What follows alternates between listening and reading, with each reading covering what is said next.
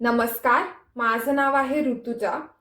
आपण ब्रेस्ट कॅन्सरबद्दल अनेक गोष्टी ऐकलेल्या असतात. त्यापैकी कितपत गोष्टी खऱ्या असतात, कितपत गोष्टी खोट्या असतात हे नक्की सांगता येत नाही. त्यामुळेच मी लिटरली बेसिकपासून ह्या व्हिडिओमध्ये तुम्हाला ब्रेस्ट कॅन्सर म्हणजे काय, तो कशामुळे होऊ शकतो म्हणजेच कॉजेस ऑफ ब्रेस्ट कॅन्सर, त्याबरोबरच ब्रेस्ट कॅन्सर कोणाकोणाला होऊ शकतो, ब्रेस्ट कॅन्सरची सुरुवात कशी आणि कुठून होते, हे मी तुम्हाला या व्हिडिओमध्ये इन डिटेलमध्ये सांगणार आहे. त्याबरोबरच स्त्रिया चुका कुठे करतात हे मी व्हिडिओच्या शेवटी सांगणार आहे.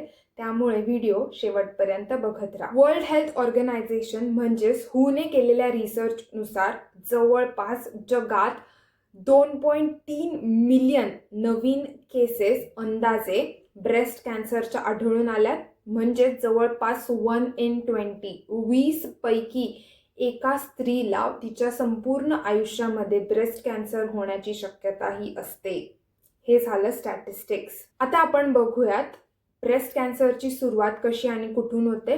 कोणत्या पण कॅन्सरची सुरुवात ही पहिल्यांदा सेल लेवलला होते. त्याप्रमाणेच ब्रेस्ट कॅन्सरची सुरुवात देखील सुरुवातीला सेल लेवललाच होते. मिल्क डक्ट्स म्हणजेच ज्या डक्ट्सद्वारे दूध पुरवण्याचं काम करतं अशा डक्ट्समध्ये किंवा त्या ब्रेस्टच्या टिश्यू किंवा सेल्समध्ये जर काही बिघाड झाला काही कारणास्तव, तर त्या बिघाड झालेल्या सेल्सची म्हणजेच ॲबनॉर्मल सेल्सची प्रमाणाबाहेर ग्रोथ व्हायला लागते आणि ते एकत्र येऊन ट्यूमर फॉर्म करतात. आणि हाच ट्यूमर जर का मॅलिग्नंट असेल तर तो शरीरामध्ये देखील पसरायला सुरुवात होते. आता ब्रेस्ट कॅन्सर कोणाला होऊ शकतो? 99% केसेसमध्ये स्त्रियांनाच ब्रेस्ट कॅन्सर होतो, पण फक्त 1% किंवा 0.5% केसेसमध्ये पुरुषांना, ते पण 60च्या पुढील पुरुषांना ब्रेस्ट कॅन्सर होण्याचे चान्सेस असतात. त्याच्या मागचं कारण म्हणजे जन्माला आल्यापासूनच पुरुषांच्या निप्पल्सच्या मागे ब्रेस्ट टिश्यू असतात. फक्त ह्या ब्रेस्ट टिश्यूजची अमाऊंट ही कमी असते. इन शॉर्ट, ज्यांच्यामध्ये ब्रेस्ट टिश्यू असतात त्यांना ब्रेस्ट कॅन्सर होण्याचे चान्सेस देखील असतात. 80% केसेसमध्ये 50च्या पुढील स्त्रियांना ब्रेस्ट कॅन्सर होऊ शकतो. खूप रेअर अशा केसेस असतात, खूप रेअर, की ज्यामध्ये 30च्या खालील स्त्रियांना ब्रेस्ट कॅन्सर होऊ शकतो. ब्रेस्ट कॅन्सर कशामुळे होतो म्हणजेच कॉजेस ऑफ ब्रेस्ट कॅन्सर बघूयात. त्याला सायंटिफिक टर्ममध्ये म्हटलं जातं रिस्क फॅक्टर्स. रिस्क फॅक्टर्स म्हणजे तो आजार तुम्हाला त्या कारणांमुळे होऊ शकतो. असं नाही आहे की 100% या कारणांमुळे तुम्हाला ब्रेस्ट कॅन्सर होईलच. फक्त हे असे फॅक्टर सांगितलेले असतात बाय रिसर्च किंवा केस स्टडीजचा अभ्यास करून की त्यामुळे एखादा आजार किंवा जसं आपण म्हणूयात ब्रेस्ट कॅन्सर होऊ शकतो. जर का आपल्याला हे कारणं किंवा हे फॅक्टर्स जाणून घेऊन समजून घेऊन स्वतःमध्ये बदल करता आले, स्वतःच्या शरीरामध्ये स्वतःच्या दिनचर्येमध्ये काही बदल करता आले तर अतिउत्तम. कारण अर्थातच त्यामुळे आपल्या शरीरालाच फायदा होणार आहे. मी एक रिसर्च पेपर वाचत होते, त्यामध्ये त्यांनी या रिस्क फॅक्टर्सचे 2 भाग केले. ते म्हणजे नॉन मॉडिफायेबल आणि मॉडिफायेबल असे हे 2 फॅक्टर्स. त्यामध्ये अर्थातच नॉन मॉडिफायेबल म्हणजे असे फॅक्टर्स की जे आपल्या हातामध्ये नाही आहेत, आणि मॉडिफायेबल फॅक्टर्स म्हणजे असे फॅक्टर्स की जे आपल्या हातामध्ये आहेत. अर्थातच मी मॉडिफायेबल फॅक्टर्सपासून सुरुवात करणार आहे, म्हणजेच असे फॅक्टर्स की जे पूर्णपणे आपल्या हातामध्ये आहेत आणि आपण ते चेंज करू शकतो. आता यामध्ये सगळ्यात पहिलं कारण आहे ते म्हणजे लठ्ठपणा, ओबेसिटी. मोस्टली स्त्रियांमध्ये होतं काय, मेनोपॉज नंतर अचानक वजन वाढायला सुरुवात होते आणि याच वेळेला जर का आपण आपलं वजन कंट्रोलमध्ये ठेवलं नाही तर ब्रेस्ट कॅन्सर होण्याचे चान्सेस हे अधिक असतात ॲज कम्पेअर टू ज्या स्त्रिया लठ्ठ नाही आहेत. सेम विथ मेन्समध्ये देखील सेम आहे. ओबेसिटीमुळे 13 प्रकारचे कॅन्सर होऊ शकतात. याच्यावरती मी एक सेपरेट खास व्हिडिओ केला आहे की तुमचा BMI कसा काढायचा, आयडियल बॉडी वेट किंवा आयडियल वजन काय असलं पाहिजे याच्यावरती. जर का तुम्ही तो व्हिडिओ बघितला नसेल तर नक्कीच तो व्हिडिओ बघा. अर्थातच आपल्याला वजन मेंटेन करणं खूप गरजेचं आहे आणि मोस्टली स्त्रियांमध्ये आफ्टर 50 मेनोपॉजच्या नंतर सतत आपल्या शरीराला काही ना काहीतरी हालचाल देणं, अर्थात व्यायाम करणं. मग तो व्यायाम कुठल्याही प्रकारचा असेल, योगा असेल, जर तुम्ही जिमला जात असाल जिम असेल, किंवा तुम्ही ॲटलिस्ट वॉकिंग जरी केलं एक 60 मिनटं, 60 ते 90 मिनटं, तरी ते अतिउत्तम असेल तुमच्या शरीरासाठी. यामध्ये दुसरं कारण आहे ते म्हणजे दारू पिणे, कन्झम्पशन ऑफ अल्कोहोल. तुम्ही थोडी घ्या, जास्त घ्या, आज घेतली उद्या नाही घेतली, फक्त वीकेंडला घेतली, हे असं करत करत जेव्हा तुम्ही तरुणपणामध्येच दारू प्यायला सुरुवात करतात, ते साचत किंवा त्याचे जे काही दुष्परिणाम असतात ते आपल्या शरीरावर ऑलरेडी होत आलेले असतात.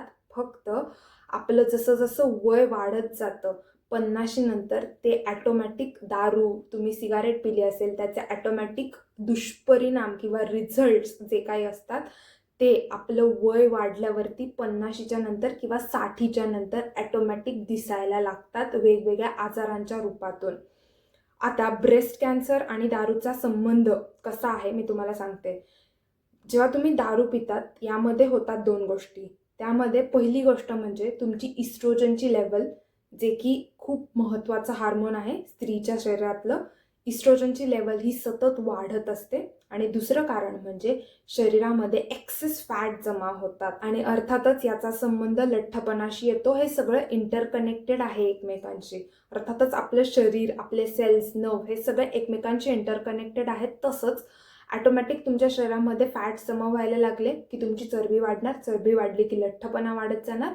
ॲटोमॅटिक ब्रेस्ट कॅन्सरचा धोका हा वाढायला लागतो. ॲडिक्शन्सवरती देखील मी एक वेगळा व्हिडिओ केला आहे. जर तुम्ही तो बघितला नसेल तर नक्की जाऊन बघा. यामध्ये तिसरा फॅक्टर आहे तो म्हणजे सिगारेट किंवा स्मोकिंग करणे.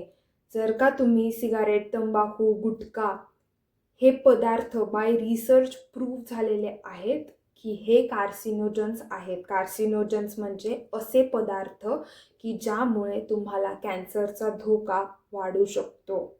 आता जेव्हा तुम्ही स्मोकिंग करतात तेव्हा डायरेक्ट जे काही स्मोक असेल किंवा जी काही त्याच्यामध्ये तंबाखू असेल किंवा जे काही त्याच्या आतमधले कार्सिनोजन्स असतात हे डायरेक्ट तुमच्या ब्रेस्ट टिश्यूमध्ये जाऊन बसतात आणि ब्रेस्ट टिश्यूमध्ये ते ॲटोमॅटिक म्युटेशन्स करायला लागतात आणि अर्थातच तिथे ॲबनॉर्मल सेल्सची ग्रोथ होते आणि त्यामुळे अर्थातच ब्रेस्ट कॅन्सरचा धोका वाढू शकतो. मोस्टली जर का स्त्रिया अनेक कालावधीपासून स्मोकिंग करत असतील, त्याबरोबरच जर का त्यांच्या पहिल्या प्रेग्नन्सीच्या आधी देखील त्या स्मोकिंग करत असतील, तर अर्थातच त्यामुळे ब्रेस्ट कॅन्सरचा धोका वाढू शकतो. आता चौथा फॅक्टर थोडासा वेगळा, इंटरेस्टिंग आणि आउट ऑफ द बॉक्स आहे. चौथा फॅक्टर आहे तो म्हणजे कृत्रिम लाईटचा वापर. ALAN, artificial light at night. म्हणजे जर का तुम्ही रात्री अपरात्री 2-2, 3-3 वाजेपर्यंत मोबाईल खेळत असाल, ती लाईट जर तुमच्या डोळ्यांवरती येत असेल तर अर्थातच याचा दुष्परिणाम तुमच्या शरीराला होत असतो. तो म्हणजे तुमच्या मेलाटॉनिनवरती परिणाम होतो, तुमच्या झोपेवरती त्याचा परिणाम होतो. मेलाटॉनिन हे एक स्लीपिंग हार्मोन आहे. त्यामुळे तुमची अख्खी बॉडी डिस्टर्ब होते आणि रिसर्चने असं प्रूव्ह झालेलं आहे की यामुळे ब्रेस्ट कॅन्सरचा धोका वाढताना दिसत आहे. ॲज कम्पेअर टू जे लोक ALAN, artificial light at night याचा वापर ज्यांचा अत्यंत कमी आहे किंवा बिलकुल नाही आहे, अशा लोकांमध्ये ब्रेस्ट कॅन्सरचा धोका हा कमी आढळून आला. यामध्ये पाचवं कारण आहे ते म्हणजे कॉन्ट्रासेप्टिव्ह पिल्स. तसं बघायला गेलं तर रिस्क ही खूप कमी असते, कारण मगाशी म्हटलं तसं ब्रेस्ट कॅन्सर तरुण मुलींमध्ये होण्याचे चान्सेस हे खूप कमी असतात. पण मोस्टली 18च्या खालील टीनेजर म्हणूयात किंवा 30च्या आतील मुली most of the times contraceptive pills घेतात. कोणालाही न सांगता घाबरून प्रेग्नन्सी प्रिव्हेंट करण्यासाठी जर तुम्ही तात्पुरतं सोल्युशन म्हणून कॉन्ट्रासेप्टिव्ह पिल्स घेत असाल तर एक गोष्ट लक्षात ठेवा, ते तात्पुरतं सोल्युशन असू शकतं, पण इन फ्युचर त्याचा तुम्हाला शरीरावरती दुष्परिणाम होऊ शकतो. ते शरीरासाठी धोकादायक ठरू शकतं. सो शक्यतो कॉन्ट्रासेप्टिव्ह पिल्स घ्यायच्या आधी डॉक्टरांशी नक्की बोला. यामध्ये 6वा फॅक्टर आहे तो म्हणजे हार्मोन रिप्लेसमेंट थेरपी. हा सुद्धा थोडासा वेगळा आणि ह्याची देखील रिस्क ही थोडी कमीच सांगितली गेली आहे. हार्मोन रिप्लेसमेंट थेरपी म्हणजे ज्या स्त्रिया मेनोपॉजमधून जात असतात अशा वेळेला gynaecologist most of the times hormone replacement therapy देतात. हार्मोन रिप्लेसमेंट थेरपीमध्ये 2 प्रकार असतात. त्यामध्ये पहिला म्हणजे कॉम्बिनेशनमध्ये इस्ट्रोजन आणि प्रोजेस्टेरॉन एकत्र मिळून ही थेरपी दिली जाते आणि दुसरं म्हणजे फक्त इस्ट्रोजन.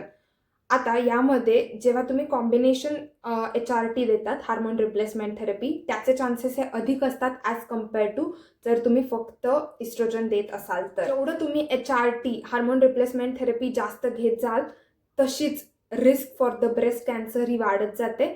पण जसं तुम्ही HRT घेणं थांबवाल तशी रिस्क देखील कमी होत जाते. हे सगळे रिस्क फॅक्टर्स होते जे आपल्या हातामध्ये असतात, म्हणजेच मॉडिफायबल फॅक्टर्स. आता आपण बघूयात जे आपल्या हातामध्ये नसतात, म्हणजेच नॉन मॉडिफायबल फॅक्टर्स. आता यामध्ये पहिला फॅक्टर आहे तो म्हणजे वय वाढणे. अर्थातच माणूस आहे, ह्युमन बिंग आहे, जीव आहे, आपलं वय हे वाढत राहणार.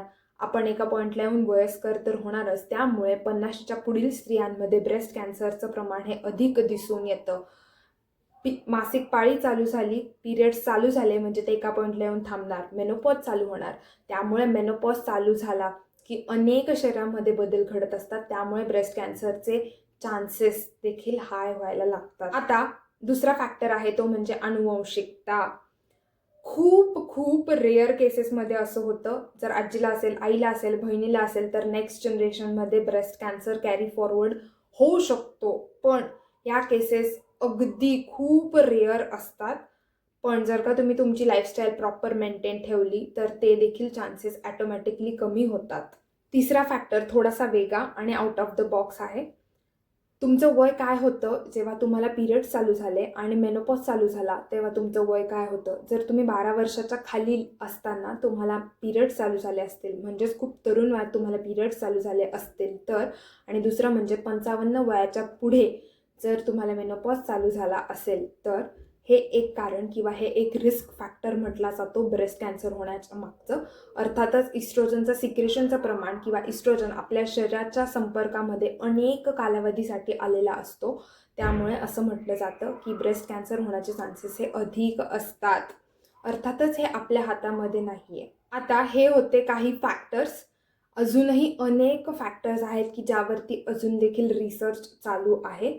पण मी एकच सांगेल की अशा फॅक्टर्सवरती कॉन्सन्ट्रेट करा किंवा अशा गोष्टींवरती लक्ष केंद्रित करा की ज्या गोष्टी आपल्या हातामध्ये आहेत. शेवटाला एवढंच सांगेल ते म्हणजे सतत शरीराला काही ना काहीतरी हालचाल देत राहा. कोणता तरी व्यायाम प्रकार करत राहा.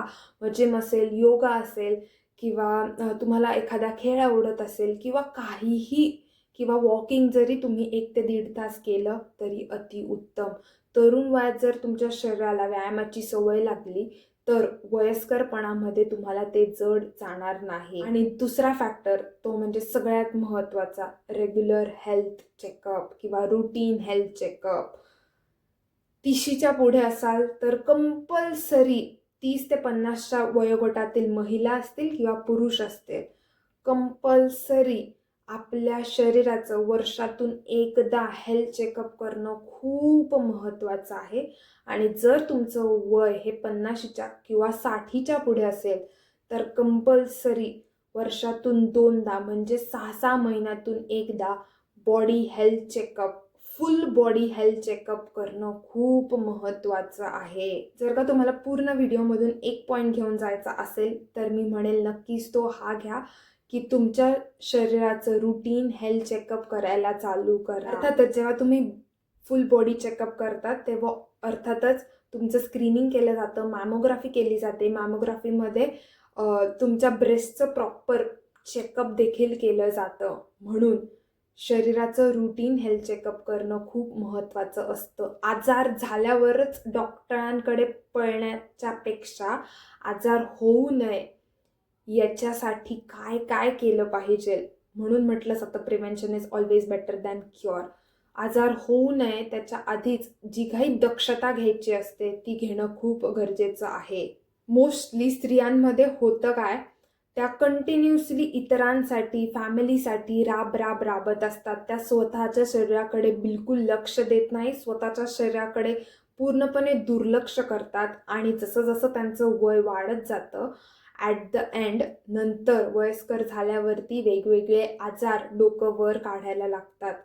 म्हणून वेळीच आपल्या स्वतःच्या शरीराकडे लक्ष देणं अत्यंत महत्त्वाचं आहे, स्पेसिफिकली स्त्रिया. त्यामुळे अर्थातच स्वतःची आणि स्वतःच्या शरीराची पूर्णपणे काळजी घ्या.